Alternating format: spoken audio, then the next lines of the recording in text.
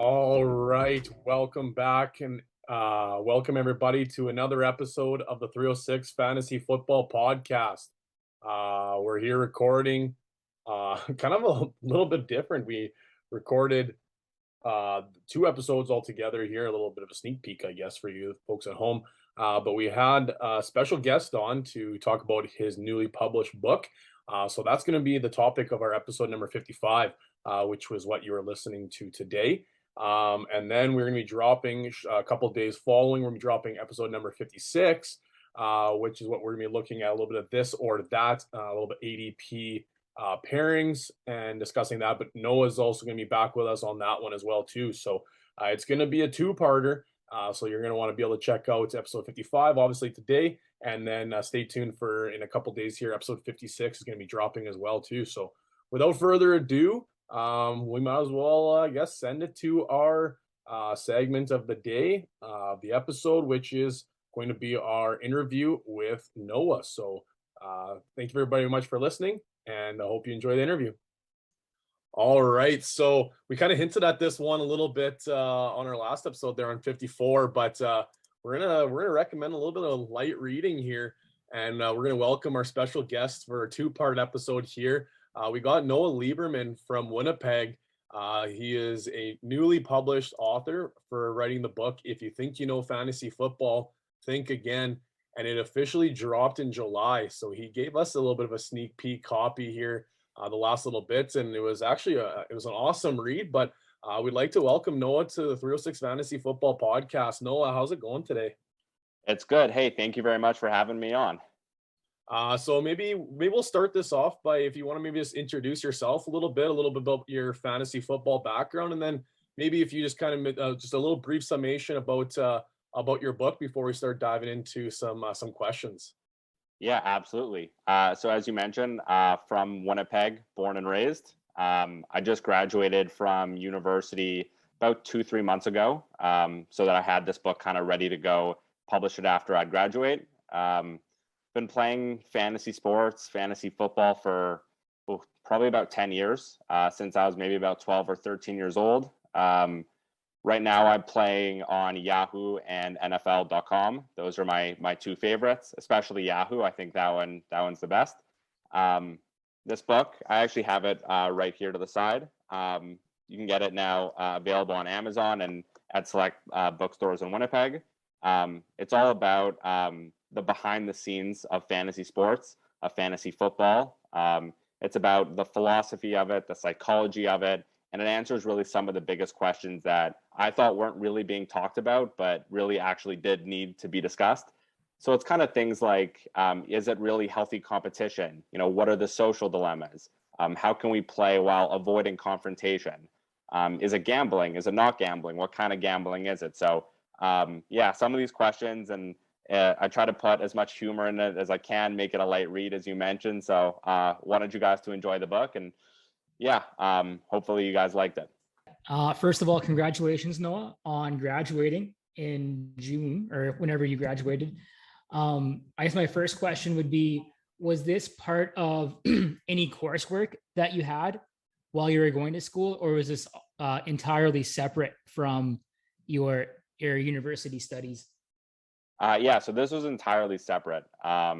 Basically, like, one of my semesters ended in about mid-December, and that kind of coincides with right when fantasy season is ending. And I felt that this book kind of needed to be written, and I kind of got the passion for it as the 2020 season was winding down. So right after my last exam, I think my last exam was only like the 17th or something, I started writing on it right after. And I wrote for basically just a couple months straight on the first draft, which took me back into school, but just kind of found the time to balance it and make sure that I could still work on the book while at least keeping a decent average on the grades and on school, good enough to pass, that kind of thing. So but it was entirely separate. It's been a handful of years since obviously we've been at university, but I know, Zach, you're doing some post-degree classes. I'm working my master's right now, and I can't find enough time to even just let alone look into some dynasty trades or whatever. Also, I want to do some days when I'm doing these papers. So well done for you to be able to balance both those, because that's quite a workload, and not only writing the book, but obviously making sure you're successfully passing university. So good for you. Thank you very much. Yeah. Twice in the book, Noah, you mentioned that you don't have a university degree in fantasy football. Let's pretend for a second here that you are about to teach a 100 level university course on fantasy football. Would the book serve as your roadmap, or would you focus on other specific topics in your 100 level class? Okay. First of all, that would be the absolute dream. If any university is looking for a professor in fantasy football, I'd absolutely love to teach it. I'll put myself first on the docket right there. I think that this book would serve really well as a little bit of a roadmap, but also more of like in the second half of the year. Like if it was like a full year course, I think that this would be like almost like the second half, because I think that it's important to have some type of introduction to fantasy sports. And I do that a bit at the beginning. I explain it, but the target of the book is more for people who have at least some experience in fantasy sports. So if you have some, then I think it is the perfect book for you.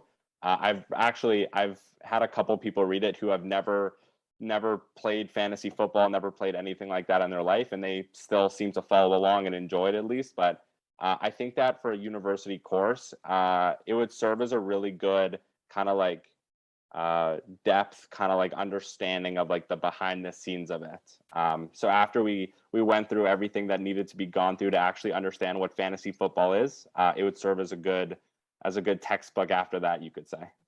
I really liked how it was laid out. You kind of talked about that a little bit on how, if like you said, if you know zero things to know about fantasy football, those first two chapters would be really enlightening to you. And I feel like just by those two chapters, if I'd never played fantasy football, I could step into that season. I feel like I'd be pretty successful. I know you do go into a little bit of, you talk about some of the strategies going into it. I think you mentioned about you're stacking your Qs and your wideouts on the same team. And I know you talked about maybe some people you've seen where they stack their Qs versus the DSTs just to try and like hedge your bets a little bit.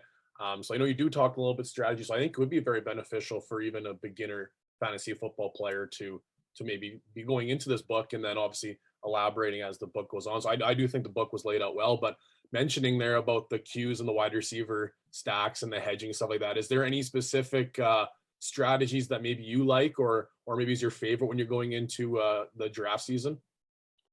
Yeah, my favorite always, and it's always going to depend on how the draft goes, because certain guys are going to get taken and you kind of had them in mind, and certain guys are going to reach when you thought you could have got them at a certain spot. But my favorite is if I'm going to take a top receiver early on, like this year, let's say I'm going to take a Jamar Chase, or I'm going to take even a Justin Jefferson, because I think Cousins could have a pretty decent year if you're really going to wait on your quarterback. Taking the quarterback later, if you're going to take an elite receiver, I think is a pretty good strategy. Cortland Sutton or Jerry Jeudy this year, if you can get Russell Wilson later, I think that's a pretty good stack too. So I would say the quarterback and the wide receiver, to me at least, is my strategy to go with. The hedging the bets, I will sometimes use, but I like to use it a lot when the other team has just like elite players. And then you could hopefully try to just take away some of the damage, right? Like if they're starting like Justin Herbert, for example, and you see that like Josh Palmer is a free agent, maybe it makes sense to go after Josh Palmer for that week, right? Because even if he doesn't throw that long touchdown, like you should be kind of a lot safer, because you're not going to be able to get Keenan Allen, you're not going to be able to get Mike Williams. But if he does throw that long touchdown to Palmer, then you're going to be in a pretty good situation, right? So not necessarily inside the game.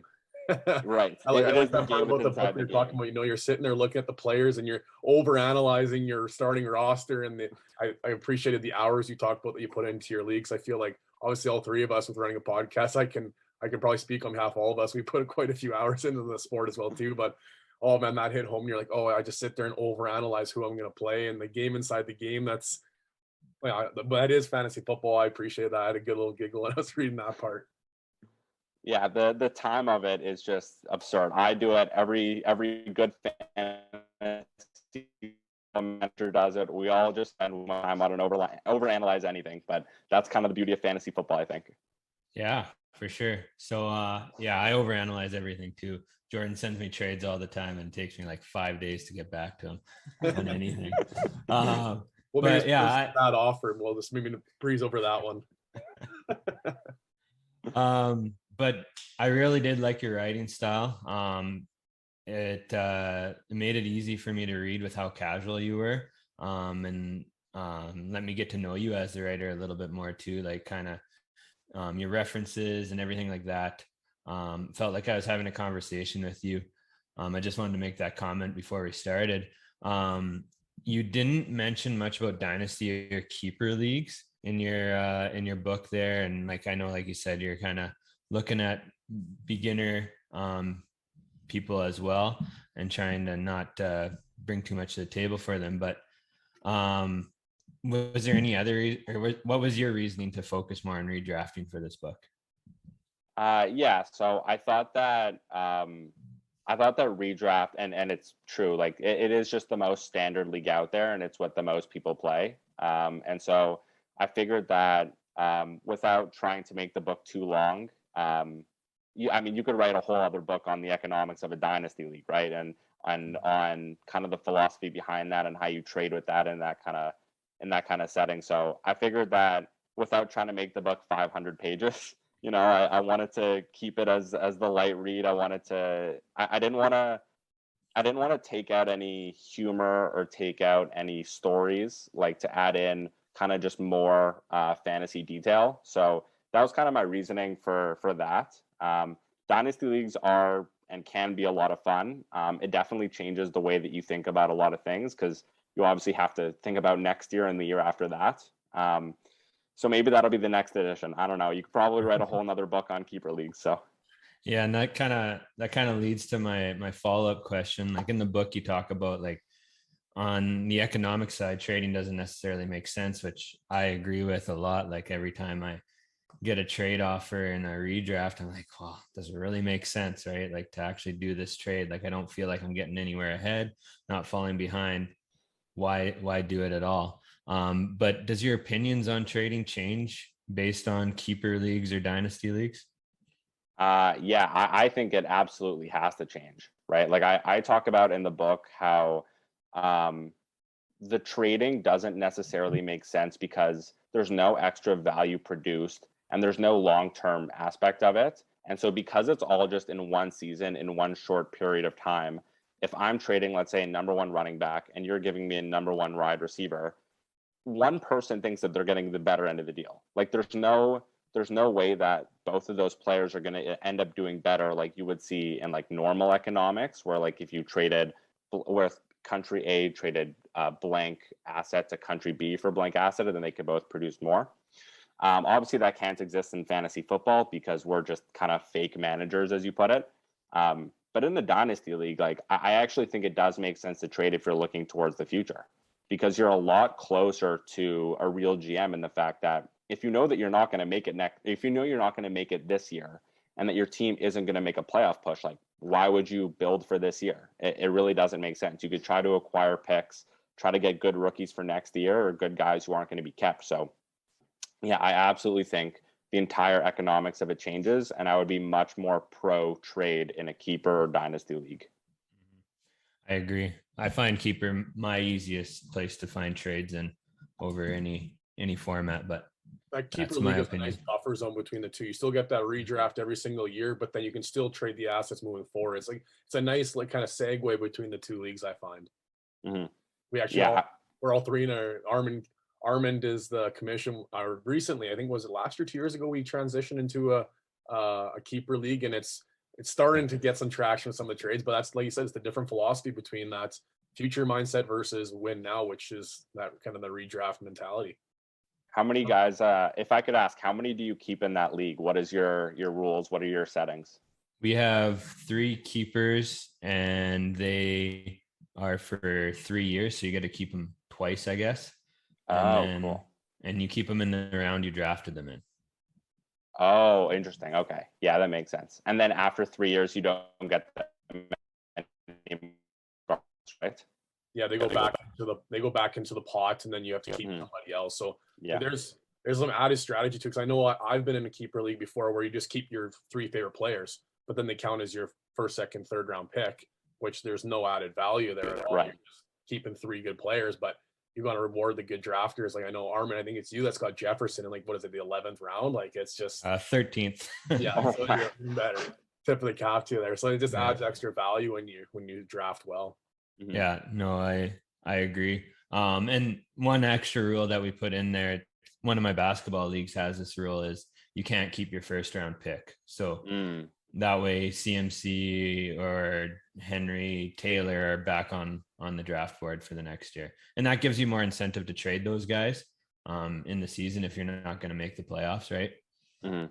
Yeah, see, this is what I love about fantasy football and fantasy sports. Like, there are so many leagues who have so many different rules and so many different stipulations that it really just creates this environment where everyone can customize it to their own, and everyone has to figure out their own strategies when you customize these rules, right? Because an expert might put out, a top rankings list, or they might put out a strategy guide, but if your rules are slightly different, like it can change so many things on the fly, and then it's up to you guys to figure it out. So it's one of the reasons why I love fantasy sports.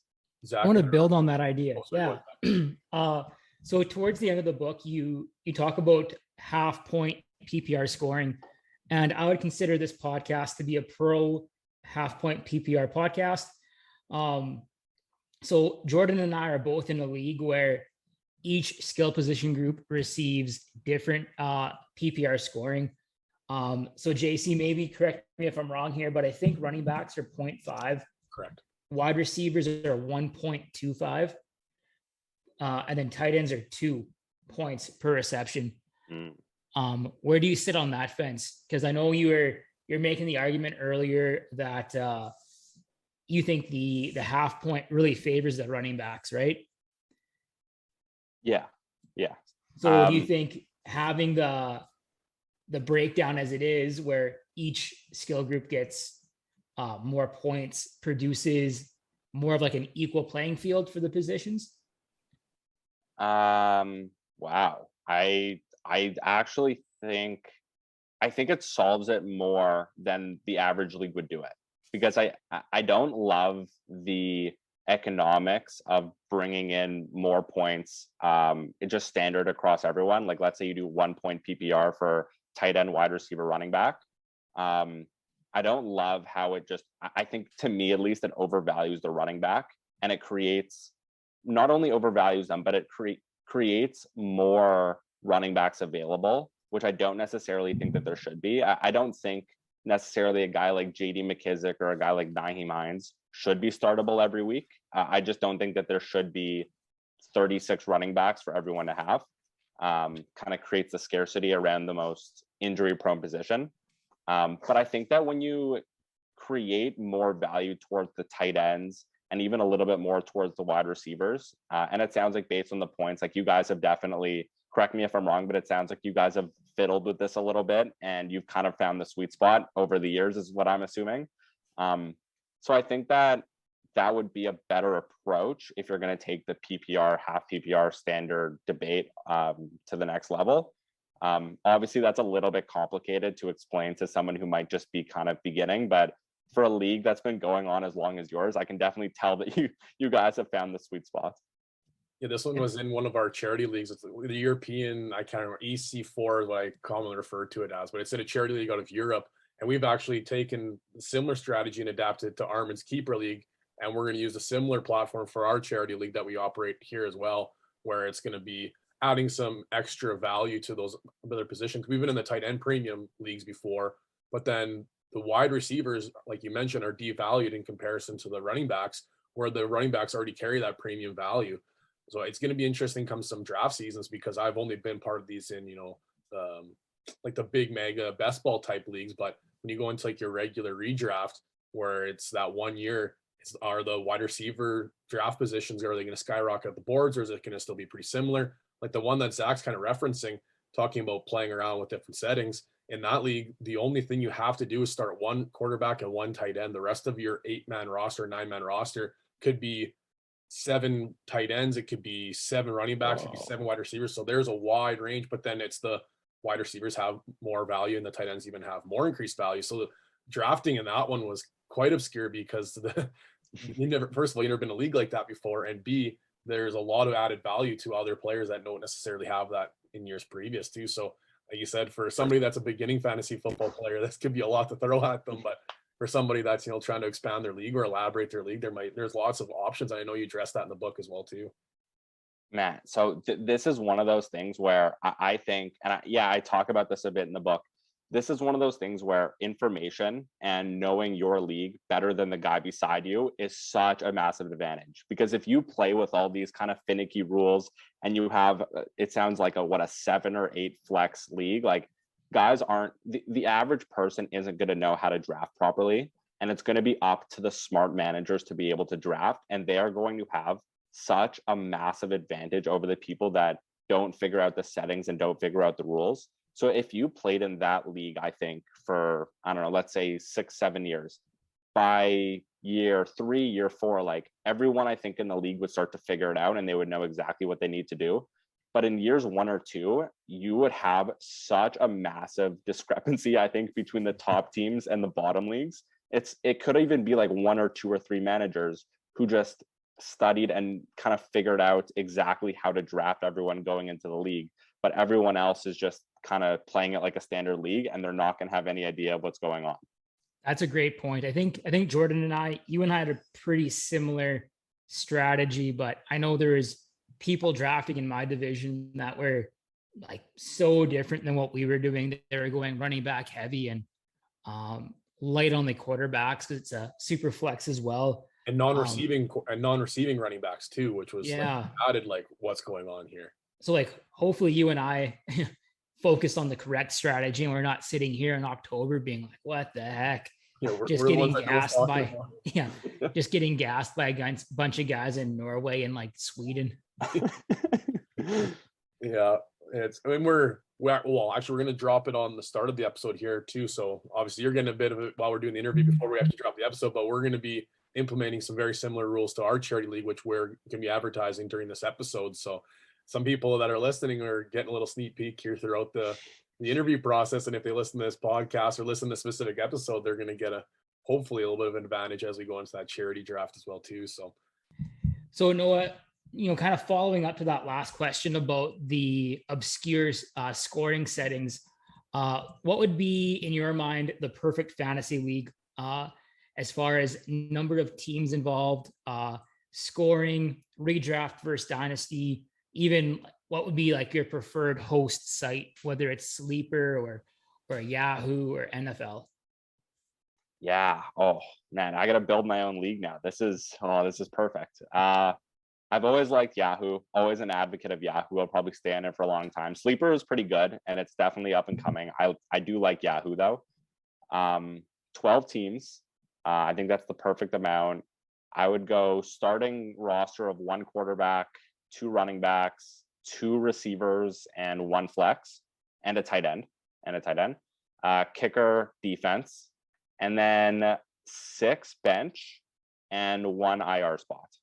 I think that would be my optimal. Standard scoring with -2 for interceptions, -2 for all turnovers. 4 points for a touchdown for a quarterback, 6 for running and receiving. Yeah, so kind of standard stuff. Except I'd probably just get rid of the PPR and keep it that way. I think that is also what I've played for a long time. So it's very possible that I'm just biased. Yeah. But that would be my redraft. That would be my redraft league for sure. And you're pro kicker and defense, eh? 100% I'm pro kicker. Defense plays half the game, and kickers are one of the most valuable positions in football. If they're good or if they're not good, they literally win you the game, and they score the most points in all of football. I don't understand for the life of me why people don't like kickers. I will put respect on the kickers' names. And you know what? I'll say one more thing actually about the settings for it. I really like the scoring settings for kickers where you give 0.1 per yard that they've kicked instead of just doing like ranges. So that's nice. If it's a 43-yarder, instead of getting 4 points, you get 4.3. If he kicks a 24-yarder, you get 2.4. A 60-yarder, you get 6. I think that's the best way, and it rewards them accurately. Hey, that's I kind like that. I've never heard that before, that's a actually. good addition, Armin. Write that one down, Armin. We're adding Yeah. that one. Well, Jordan and Zach, I can come out and say it now because I'm not in the minority right now, but I am a defense and kicker fan. We just had this argument because we were doing the standard. We're starting league up. Is there any rule changes? And in one of the Armin's commish league was the question: do we get rid of kickers and do we get rid of defenses? And I think we were close to a 50-50. I think actually Zach and I were in the minority, I think, but it was Yeah. close. Yeah, we ended up keeping them. I don't know if you guys noticed, but I have those settings juiced up a little bit in that league, actually, so that they get a little bit more points than normal. Knowing your settings, eh, Armin? Yeah. The guy's taking Justin Tucker in like round 9 this year. Like, he's just not telling you. Field goal is worth 100 points. Why'd you take a kicker in the 3rd round? You could have taken Youngwei Koo and all of a sudden won your league. Okay, so we were kind of bouncing around here a little bit. I know you mentioned we were talking a little bit on Instagram there. Like, I just like talking fantasy football. So it can be book related, it can be fantasy football related. So I got a couple of questions tailored to the book and a couple that actually tailored towards maybe just your personal philosophy about fantasy football, et cetera, too. So it is draft season. It's right around the corner here. I don't know if you had some of your drafts yet or if you're just preparing for some of them, but I want to hear what your thoughts are on a couple strategies. And I know one that was become quite popular over the last couple of years is zero RB. And then now what's kind of morphed into this new ideology called the hero RB, where for those of you at home that are unfamiliar with that, it's where in the round 1, you take those big name like like a Henry or a JT or a CMC, and then you scrap the position until, like, for example, like the 10th round. So you take that one big RB and you load wide receivers, hardcore the rest. So zero RB where you just blanket all together. Hero RB is a similar idea, but obviously a small tweak. So I want to hear what your philosophy was this, because this is in fantasy football Twitter, this is the big thing in these last couple of years of conversation. So I'm curious on what you think. So my thought on it, and I mentioned this, I think actually just in the first chapter of the book, is that all these strategies that you're going to see all over Twitter and all over Instagram and all over like these big experts who talk about it, they're all great until you step into a draft room and then suddenly Derrick Henry falls to pick 13 and you're sitting there like, I wasn't planning on taking a running back, but now look at what happened. And so you have to find your strategy based on whoever's the best player. And that's honestly what I do every single draft. I think I come into it with an idea of what I want to do, but it's all about who's there, right? Like if a great player is there, like I'm confident in my ability to find another player later in the draft who can fill that positional role. But I'm always just generally going to draft the best player. If you're going to leave me, Kyle Pitts in round 6, I'm going to take Kyle Pitts in round 6, even if I was not planning on taking a tight end until round 10, right? Like it's just the reality of the situation. And I think that that's how you do well in fantasy, is that because at the end of the day, like the game is just about who scores more points. That is literally who wins the game. And I think that with all these strategies all the time, sometimes that gets lost on us. But just take the players who are going to score you the most points. If you think that that's a certain receiver or you think that it's a certain running back, take that player. And then if you have done a lot of research and you're confident in your abilities, then you should be able to find another position later on that hopefully can make up for the one that you didn't take. So, I mean, me at least, I think that the zero RB strategy is a little nuts, especially because there are a lot of good running backs early in the draft and it's harder to find them later on unless you kind of get lucky. Hero RB, I'm more of a fan of. I've been generally doing that without knowing what a hero RB strategy is. I think I've been kind of doing that in the past. Last year, I took Jonathan Taylor, and then I waited and took Javonte Williams in like round 7 or something. So that's kind of what I like to do. But yeah, honestly, just take the best players and be confident with that in your team. Don't look at the positions too much, and then fill out your roster later. Just a kind of general comment here, Jordan. Yeah, like what you just talked about though is why I think you mesh well with our pod. Is a lot of the stuff we talk about, we never really talk about doing a specific strategy about this is what you need to do. It's more like talking about the players and what we see and where we think guys are ranked based on each other, but never really pushing a strategy and more trying to find what fits your league the best. Because like I know I can do like 100 mock drafts, and then I go to my actual league and it falls completely different. And there's guys that I never would have thought I would have had in certain positions.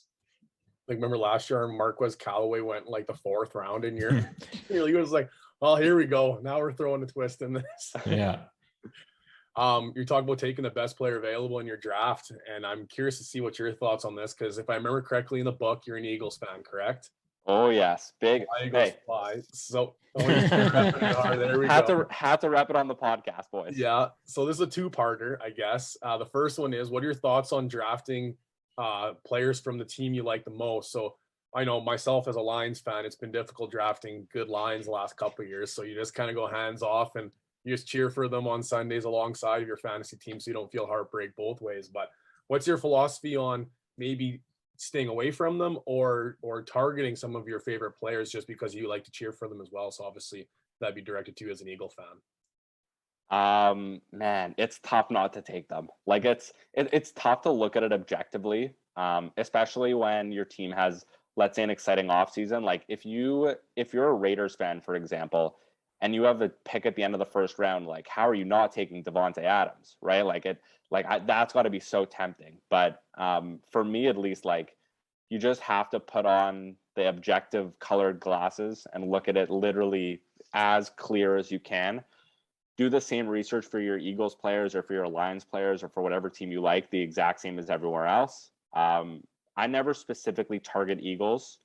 If one falls to me, then sometimes I'll take them. Definitely got burned on Carson Wentz a couple of years ago. Yeah. But I mean, it is what it is. Like it falls into that same strategy before of just always taking the best player available. If they're on your favorite team, great. If they're not on your favorite team, even better. I think that it sometimes gets even more challenging. I think it's easier to lay off a player on your favorite team than it is to take a player on an opposing team, like on a rival. Like taking a Cowboy when you're an Eagles fan or taking a Steeler when you're a Ravens fan. I think that's a harder thing to do, and you have to use a clearer mind on that situation even more than your favorite team, because, and I mentioned this too, the last thing that you want to do as a Colts fan, for example, is pass on Derrick Henry and then watch as he's stiff-arming his way to a championship for another team. And so I think that you just have to look at it objectively. I like that answer. So then second part this, and then I'll pass the torch over. So obviously as an Eagles fan, it's been a love-hate relationship with Jalen Hurts for people in the fantasy community, because are they going to keep him? They have all these firsts. Are they going to replace him? And then all of a sudden now he's having a good offseason with lots of targets, like the addition of AJ Brown has been awesome for him. What's your perspective as a fantasy owner compared to as an Eagles fan on maybe owning dynasty Jalen Hurts right now? So he's a hot topic because some people are selling high, some people are trying to buy in the middle ground. What are your thoughts? I think everything rides on this year. I think that the thing I would be concerned about was that a couple of years ago, Howie Roseman and company came out and said that they envision the Eagles as a quarterback factory. And what I took to mean by that is that they're going to play by the rookie quarterback contract as best as they can. And so if Jalen Hurts doesn't have a phenomenal year, then I wouldn't be surprised if they eventually moved on after his 4 years drop on his rookie contract. I think that they're afraid of getting burned by the Carson Wentz contract like they did before. And honestly, I think that it's smart football. Like I've been advocating this for years. Unless you have like a Patrick Mahomes or you have a Josh Allen, like you have a top tier guy, I don't necessarily think it ever makes sense to hand your quarterback a massive second contract. Like you look at the teams that win championships and you just look at the trend. And generally after these big quarterbacks get that second contract, they don't win Super Bowls. Like you look at the previous Super Bowl winners through a bunch of years. I mean, yeah, Tom Brady has 7 of them and he never played at market value because he always should have been the top paid quarterback in the league and he never was. But I think that's the way that you build football teams and you build championship teams. So it's tough because we're comparing fantasy football to real football. But if the Eagles see it the same way that I do, then I wouldn't be surprised, unless he has an MVP type of season or a great type of season, if Hurts doesn't get a second contract after his time in Philadelphia. Good answer. You're hitting off all of our teams here. I know you're talking about Tom Brady and the Pats. That's Zach's favorite team. You're talking about Jefferson early on in the Vikings as Armin. So you're seeing our ears peak up a little bit here with some of these team drops. But I'll pass the torch on and let somebody else ask a question here. Yeah, I'll go. I have a few in a row here to fire off, kind of related. In the end, near the end of the book, you start talking about other sports and other leagues. And I guess the first part is you talk about Aussie rules football and you say you don't really like rugby. What do you got against rugby? Here's what I'll say. You know what? It isn't that I have anything against rugby. It's that I just love the AFL. Like the Australian Football League is absolutely electric. If you haven't watched it, 2 a.m, 3 a.m, turn on your TV, watch it live. It's a great time. I love the score double. Oh yeah. Yeah.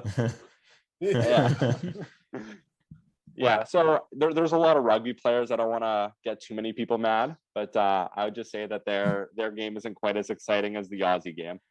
I play rugby, so that's why I had to throw that in there. Yeah, suck on an Armin. It's a good sport. I love it. I do love Aussie rules football, though. It's a lot of fun.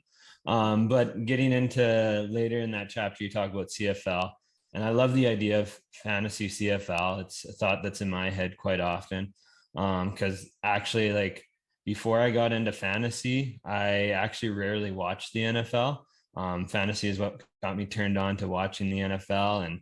And so I think that, like, it could work that way with CFL. It could help the league a lot. And what do you think? So what do you think needs to happen for fantasy CFL to become a reality? Yeah, so I think that the first thing that happens is they have to make the shift away from daily fantasy and just into season-long fantasy. Because right now the CFL has a daily fantasy league that they'll advertise, they'll talk about it on the broadcast, they'll talk about it on TSN, that kind of thing. But as I talk about in the book, like when I talk about competition and I talk about what really drives us towards fantasy football, it's the fact that we're playing with each other, right? Like we're in daily fantasy, you're just kind of playing against everyone technically, but you're really playing against no one. And so it's the fact that you're playing in a league with the ones that you care about that drives you to really keep going with the sport and keep going with the game, right? So for the CFL, I think, and I will always be a massive CFL person, advocate, fan. I think that it's a great Canadian game. But I think that if they want to get young people involved and they want to grow TV revenues and just kind of promote the overall growth of the game, I think that season-long fantasy football is really the only way, not the only way maybe, but the biggest way that they can do it. And it's somewhat perplexing to me that they haven't actually gone through with it at this point. I think that they need a couple people or a team of people who are fantasy football experts to really get in there and make sure that everything is set up properly. But if they invested in creating that season-long league and putting the technology around it, and I have some if they want to hear this, I have some suggestions on things that they could do in the book, then I think that it could really work and it would get more young people involved. Because unfortunately, like it's not hard to see on the broadcasts, you know, other than I would say Winnipeg and Saskatchewan, maybe there aren't that many seats being sold in some of these other cities, right? Especially like Toronto and Montreal and Edmonton right now with the season that they're having. Like the building looks relatively empty most games. And as a Canadian, as a big CFL fan, like that is tough to see. And so I think that if you want to keep growing the game, getting young people involved, I think that fantasy football is really the investment that they need to make. And I'm hoping that they see it in the future. If they want to reach out to me, I'll be happy to do it for them. If they're listening to the podcast, I'll be happy to join the team and help out. So I think you hit the nail on the head when you talked about the DFS compared to season long. When you talk about, you know, like, and you mentioned a lot in the book about friendly competition. There's some people that play, you know, for $0, and why not for $0? I know, Armin, you've been in a $0 league for a couple of years now where you do fun drafting strategies, but there's nothing better. Like some days, you know, you win and it's like, okay, like at the end of the year, like you said, you maybe win $100, maybe you win $200, but nothing better when you roll into, like, we all three used to teach at the same school and we had a big matchup and you caught that W, you'd roll into that classroom and you would flex on them. Like that was the best part of it. And you could do that 15 weeks in a row. Like at the end, it's like, sure, that money is great, but the best part was rolling in that classroom in front of all the kids and flexing on that teacher and then dropping the mic in pieces out and the kids are just like kind of laughing at you. Like, you know, that was the best part, the camaraderie. And I think that's why our work league that we all were a part of at one point was so successful. Like the money is, yeah, it's great, but it brought a lot of camaraderie during the dog days of winter and throughout that staff. And that's kind of a lot of the premise of some of the lines of your book there. And I definitely agree with that. Yeah, nothing better too than having that belt sitting in my classroom right behind my desk for all my students to see all year long. But yeah, I agree with you, Noah, and like I am legitimately worried about the league, like you said, with the other teams other than Winnipeg and Sask having low attendance, and even like when you look at the fans in there, like if Sask or Winnipeg are playing those teams, like you see almost half the people there are supporting the away team. So fantasy is I think a good way to get that league revived a little bit more. And they talk about wanting to expand it, and maybe if they get fantasy going, then it will make it easier to expand it, right? Get more crowds, more people interested in the league, and then more fantasy players for everyone to choose from. It's funny that you actually said that. As we were talking, one of my fantasy CFL league mates was actually calling me on the phone. So I'll call him back after the show, but that's funny that you said that. Probably to talk about fantasy CFL if I had to guess. and I think it would work well. Like even though the NFL draft season for fantasy is right in the middle of the CFL season, you get to start your fantasy season a little earlier. It gives you a bit more fantasy at a different time of year than you normally would. But my next question, still on the CFL train though, is are there any rules from the CFL that you think should be adopted by the NFL? Ooh, to the game itself. That's interesting. It would be very, very interesting to see the NFL with 25-yard end zones. I think that would be fascinating to see, because a lot of what separates the good teams from the great teams in the NFL, I think, is that bend, don't break defense, where once the field condenses in the last part of the field and you get near the end zone, these teams really clutch up and they hold you to a field goal a lot of the time. But with a 25-yard end zone, like you can't do that. Like there's so much field behind you to play on that. I think that it would really collapse the whole bend, don't break strategy. And the teams with really just the best defenses throughout the field would really prosper. So I don't know if they should necessarily apply it or not, but I think it would be a fascinating change to the game, and you'd see a lot more scoring on a 25-yard end zone. Oh yeah. Yeah, that'd be interesting to see. Like even from a strategy perspective, like that goal line package would look a whole lot different. You'd see some more deeper routes in passing plays, because you can pull the safety 25 yards away from the goal line and play action and everything, right? I've had this conversation a few times, Armin, myself, about if the two leagues can combine one set of rules that everybody would play, like American football, see it like Canadian football, and we'd all play the same rules, so there'd be easy transition. What would those rules be? And it's interesting to see, fourth down versus three down, size of ball, size of yards, like wider field, narrower field, like all those different things to consider. Like you could make like fair catch versus no yards. Like there's so many different rules between two leagues that's the same sport. It'd be interesting to see something that would be common. And unfortunately, I think a lot of the CFL would have changed the NFL because it's America's game, or turning into America's game, I should say. But it's an interesting conversation. And yeah, especially when we talk about this one, I think when the conversation about potentially the CFL being bought, I think was kind of when this first started coming around. But yeah, although I think the nice thing is that it keeps the CFL unique, like all the rule changes, because it becomes a different game that you're watching, right? And so even though the NFL is great, I wouldn't want the CFL to just turn into a worse version of the NFL. And I feel like if you adopt a lot of the same rules, then that's going to kind of happen. So I like the fact that the CFL is totally different now and it has so many different rules, because it really just makes it a totally different game. Absolutely. Yeah. And your freedom on offense and with gadget plays, and even being able to punt the ball when you're past the line of scrimmage is an awesome rule too. Like it can really change what's happening in the game. Like that, how many years ago was it where they were just kicking the ball back and forth? It was like Hamilton and Toronto or something. Yeah, trying to avoid the Rouge. Yeah. So with your friend messaging you there, from that group chat, your CFL group chat, that got me thinking, what is your preferred source of fantasy football content And kind of a follow up there. Who are some of your favorite personalities or writers that you follow?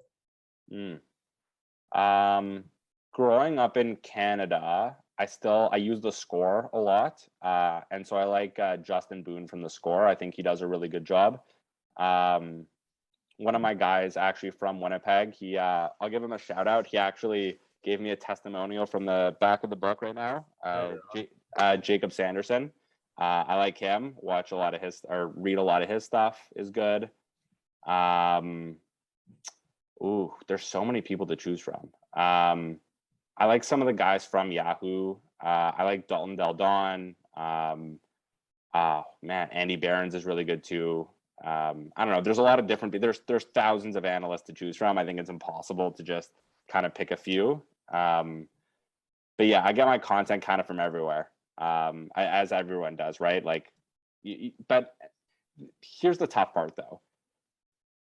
Once and you'll see this on sites like Fantasy Pros where they just like amalgamate all the averages of people's rankings. Once you really just see that kind of like average out thing, you really just have to pick on your own, right? Like you can get all the fantasy advice in the world from all these different experts, but at the end of the day, it's your team. And you're going to have your own feelings about how you think guys are going to do, how you guys think aren't going to perform. And so even if you read up on all the experts, I think it's just the best idea to do your own research on it and kind of have your own instincts, unless your instincts suck. And then at that point, maybe you just listen to someone else. But if you're confident in your instincts, then I think that you are your own best fantasy expert. Well, it's kind of funny that you mentioned like let someone else draft for you, because in our school league, at work there, the guy who won the league this last year, he actually auto drafted his team. Of course. Yeah, there was a guy that 2 years ago accidentally did it. Funny story. He thought he was drafting with us. He was on the Zoom chat with us. And then like we were in round 5 or something. He was like, "Well, thanks guys. Thanks for the draft." And we're like, "Why are you leaving?" He's like, "Well, we're done, aren't we?" And turned out he entered like this like random startup league that had like a super short clock, and he wasn't drafting with us. Anyways, his auto draft ended up getting first in the regular season, but he lost in the playoffs. Wow. But the guy who won this year, he's like, "Yeah, I'm gonna do it." He came on the Zoom chat with us and everything, but he just sat there and let it auto draft for him. He said there's a few times where he was tempted to pick someone else, but he just stuck with it and ended up winning the league, which was wild. Yeah. It just shows what we know or what experts know, right? I mean, sometimes the auto draft team is the team that finishes in first. Yeah. Going back to your answer there about Sanderson, how did you guys link up? Because I saw his name on the back of the jacket of the book. How did you guys connect for the first time? So he was the president of the University of Manitoba Student Union a few years back when I was going there. And so we had met a couple times through that. And my dad was used to be very involved in the university as well. And so they knew each other. And so when I was looking for testimonials for the book, I already kind of knew him, and my dad certainly knew him. And so at that point, I just kind of reached out, and it was kind of a good connection. He said he'd be happy to do it. Couple Winnipeg-based guys, it worked out well. So yeah, that's how we linked up. Nice. He's a good follow on Twitter. I definitely been following him for several years now, and he's got some good advice. I just have one last question, and then I'll pass it off to you other two guys. Completely unrelated to fantasy football. But in chapter 13, you make reference to the Game of Thrones with the buildup and the expectations of that last season, not meeting some fans' expectations. Two-parter here for you. Favorite character and your favorite moment in the show? Oh, man. First of all, the best show of all time. Cannot wait for House of the Dragon. Cannot wait. Next week, I think, right? Yeah. Looking forward to it. It's on the calendar. Favorite character, I would say, is Jon Snow, or Hodor, because Hodor was a legend. But in all seriousness, I'd say Jon Snow. And oh man, favorite moment in the show. I hate to spoil things if you haven't seen it, but light spoiler. I would say the Battle of the Bastards was just a phenomenal fight, a phenomenal scene. Watching Ramsay getting eaten by the dogs in the last scene of that episode, I think was just an unbelievable way to end that story, where he was kind of forcing the dogs to work for, or forcing the dogs in his end, and watching Sansa kind of get her return there. I thought that whole battle sequence was phenomenal and one of the best that you're ever going to see on television. Funny story about that. I was on a Game of Thrones tour once, and this is in Belfast in Northern Ireland, and I almost won a script from the Battle of the Bastards because our tour guide was I don't know if I've told this story or not yet. I guess I can tell it now. Our tour guide from the tour was actually an extra on the show. And so he had a bunch of scripts from it, and he had this contest where if you answer a bunch of questions right compared to everyone else on the bus, then he'll give you an opportunity to win one of those scripts. And so I'm still a little bit salty about this. I should make this known right now, but I won the contest on the tour by getting the most questions right. And so the final question he gave me was, what is the exact minute and second into the show where the first death occurred? And so the funny part about that story is, because I knew we were going to be doing Game of Thrones trivia, that's always, like, you can tell there's certain questions which are always like the hard Game of Thrones or the hard Breaking Bad or the hard whatever show office question, and they kind of get repeated a lot. And so at about 10 in the morning on that tour, I looked up some of the hard questions, and that was one of them that came up. And the answer was 5 minutes and 52 seconds. And so I still remember this. And so I absolutely knew what the answer was. And so I stand up, and he asks me, and I go, I'm about to win this script. Like, this is the best day of my life. And so I say the answer is 5 minutes and 52 seconds. And he says that I was wrong. And so I'm looking at, like, my brother who's with me, and I'm looking at, like, I just researched this. Like, I know that I'm right. It's 5 minutes and 52 seconds. And then he's like, oh, like, I'm sorry, man. Like, that's not the answer. So then I sit down or whatever. Turns out he was using the DVD version of Game of Thrones, which has, like, pre-stuff at the beginning, and, like, it's not actually, like, the show. And so I think what was really happening is he just didn't want to give out the script, and he was assuming that nobody would ever know the answer to that question. But that was a fun tour. Hey, if you look on my Instagram, you can still find a picture of that tour of me holding a sword at the same place where Robb Stark was declared King of the North. So that was a really fun time. So anyway, that was a big sidetrack, a long story, but I figured it would be good for your listeners. Absolutely. Hey, that's all right. Great answer. Yeah, we're big components on this pod about using a lot of media, or yes, like TV show references. I know we're both. I don't know about Armin, but I know Zach and I are huge Office fans. So there's a lot of pretty good Office humor that gets dropped periodically, among other good shows. But talking about Zach, or sorry, you got something there, Zach? Yeah, just a little bit more. Yeah, Noah, when I was writing this question down last night, I actually thought of that exact scene as one of my favorite moments, and I can actually remember seeing it because I'd always download it off the internet the Monday after work. And I remember, don't tell HBO. Just download it from the HBO site. There you go. I remember watching it, and just like, I think I hopped up off the couch in the rental with my iPad, falling to the floor, just like fist pumping, like, yes, we got him.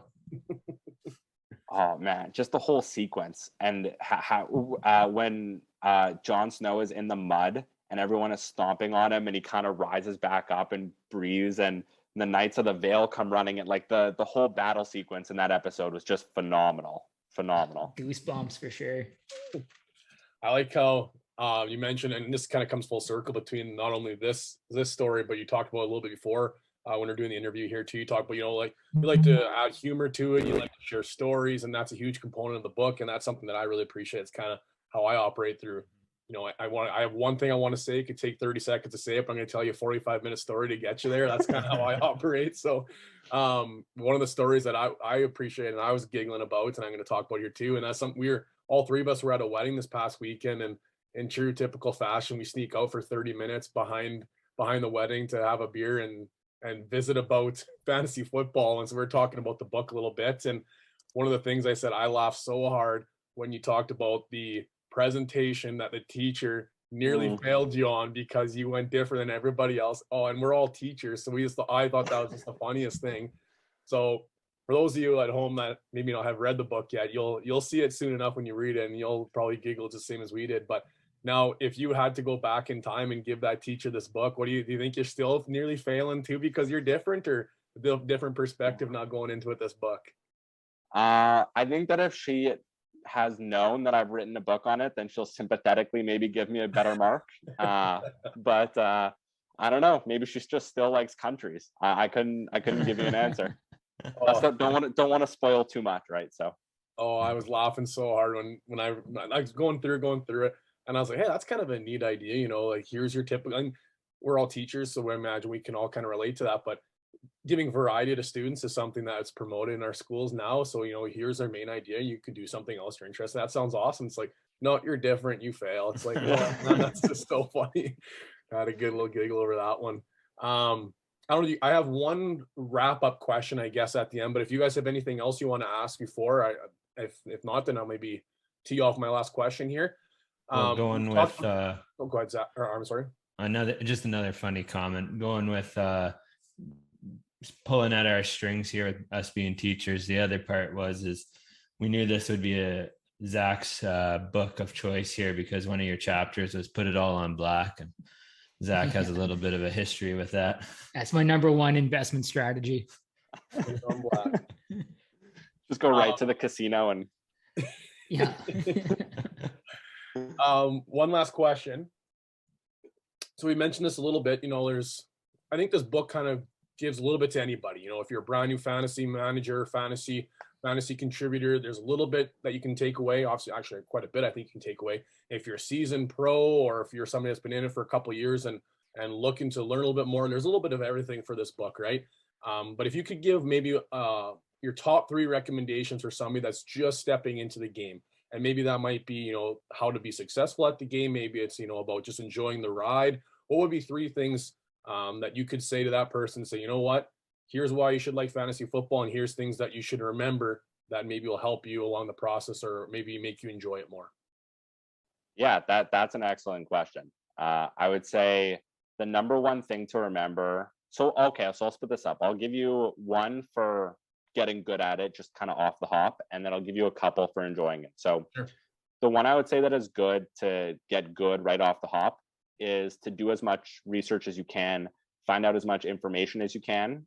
Even if you don't know anything about the NFL, that's where everyone started at one point. Everyone started from ground zero, right? So as long as you just kind of look up anything from fantasy football article to research to picking up a copy of any new books that come out, or plugging myself. Just do as much research and information gathering as you can, and you'll be right in there with everyone else. In order to enjoy yourself, I think that the main thing to remember is that no matter what happens in the fantasy season, you're there to have fun, and you're probably playing with colleagues or family members or friends. And so the number one thing that you want to do is to just keep those relationships and do everything that you can while you're still trying to win, to maintain healthy relationships with those people. Because the last thing that you need is for it to be a source of aggravation between you and people you're close with. So keep that, I would say, at the back of your mind.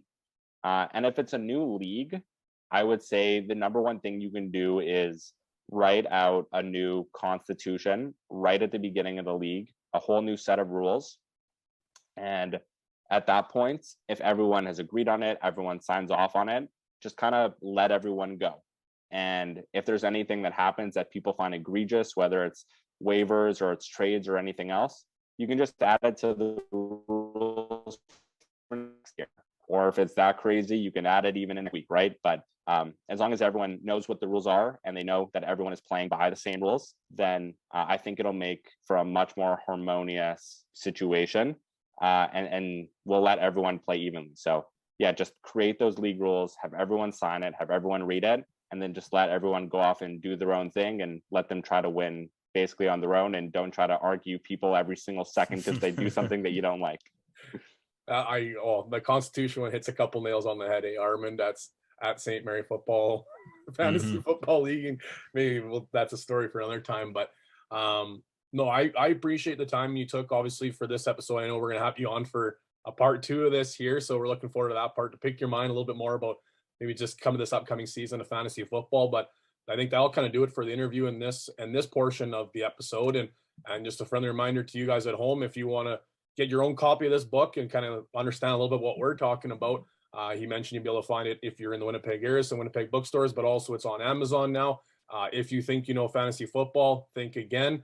So get yourself your copy of that book. But I guess on behalf of myself, Zach, and Armin, and 306 Fantasy Football Podcast, thank you for jumping on this one, Noah, and can't wait to pick your brain about maybe this upcoming season. So thank you very much. And I guess for all of you at home, stay tuned and be ready for that one. So I'll do it for episode 55, and stay tuned for part 2 of episode 56.